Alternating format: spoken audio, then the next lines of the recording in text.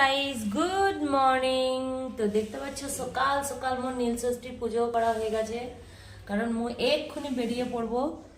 আমাদের অনেক দূর যাওয়ার আছে, কোথায় যাব কি যাব সব তোমাদেরকে দেখাবো। তো চলো।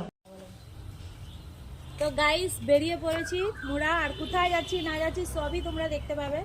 তোমরা জানো যে মা হসপিটালে বা ডক্টরের সাথে কথা হয়ে গেছে, আর মা এখন ভালোই আছে। আর তো মানে স্যাক্রিফাইস করার জন্য একজন রয়েছে, এই যে দেখছো মিস্টার, যাকে ছেড়ে যেতে প্রচুর মনটা খারাপ হচ্ছে, কিন্তু কিচ্ছু করার নেই, যেতেই হবে। কারণ 4 মাস আগে অলরেডি প্ল্যানিং হয়ে গেছে, টাকা পয়সা সব পেড হয়ে গেছে, ক্যান্সেল করার অপশানই ছিল না।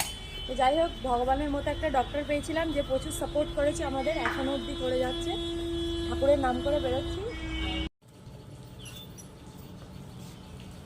চলে যাচ্ছি ওকে রেখে। বড় মনটা খারাপ হয়ে গেছে, আর এটা হলো কপালে নেই, কিছু করার নেই, সবটা মানে মেনে নিতে হচ্ছে। যাক, ভগবান চাইলে হয়তো নেক্সট টাইম আবার হবে।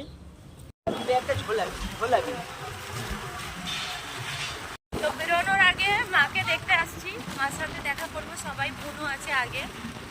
আর বাতানা তোমারে হাওয়ালে, মানে এর হাওয়ালে আমার বাতান করে রেখে যাচ্ছি, মানে মোর মা তো মোর বাতান খাই আছে বলতে পারো। তো মাকে পুরো এর জুমায় রেখে যাচ্ছি।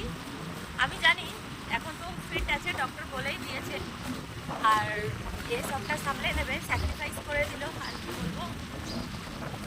চলো মার সাথে দেখা করে তারপর বেরোই।